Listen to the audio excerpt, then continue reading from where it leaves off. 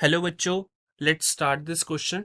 This question says in a chemical reaction 10.6 gram of sodium carbonate reacted with 10 gram of ethanoic acid. The products were 4.4 gram of carbon dioxide, 1.8 gram of water and sodium ethonate.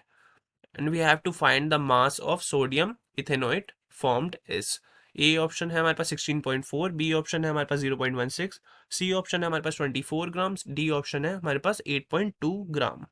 तो अगर पहले मैं सबसे पहले reaction लिखने की कोशिश करूं तो रिएक्शन विल बी लाइक हमारे पास 10.6 ग्राम Na2CO3 है। हम उसको किसके साथ रिएक्ट करा रहे हैं? इथेनोइक एसिड के साथ, जिसका फॉर्मूला होता है CH3COOH। और ये हमें मिलके क्या दे रहे हैं? ये हमें दे रहे हैं सोडियम इथेनोइट, जिसका फॉर्मूला होता है CH3COONA।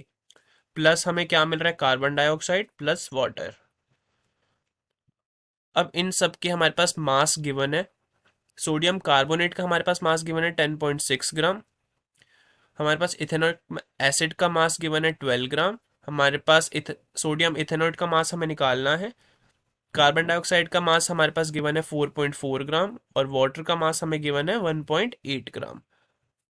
अगर मैं इस रिएक्शन को बैलेंस करने की कोशिश करूं सो मैं यहाँ लगा सकता हूँ 2 और यहाँ लगा सकता हूँ 2। अब ये इक्वेशन बिल्कुल बैलेंस है। अब हमें निकालना क्या है? हमें निकालना है mass of sodium ethanoate formed is. तो यहाँ से मैं क्या बोल सकता हूँ? मैं सिंप्लीफाई करके इसको बोल सकता हूँ कि 2 मोल्स और CH3COOH हमें कितना CH3COONA दे रहा है? 2 मोल्स ऑफ CH3COONA दे रहा है।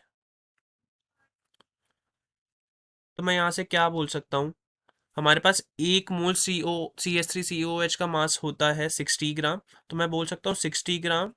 अगर मैं इस 2 और 2 को कैंसिल कर दूं तो 60 ग्राम CH3COOH हमें कितने मोल सोडियम इथेनोइट देता है?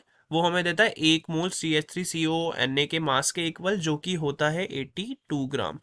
तो मैं यहाँ से बोल सकता हूँ 12 ग्राम CH3COOH कितना सोडियम इथेनोइट देगा? That will be equal to 82 divided by 60 multiply by 12। और ये किसके इक्वल आ जाएगा अगर हम इसको कैलकुलेट करेंगे? That will be equal to 16.4 gram. तो कौन सा ऑप्शन जो है वो हमारा करेक्ट हो जाएगा? A option will be the correct answer. Hope you understood it well. Best of luck. Thank you.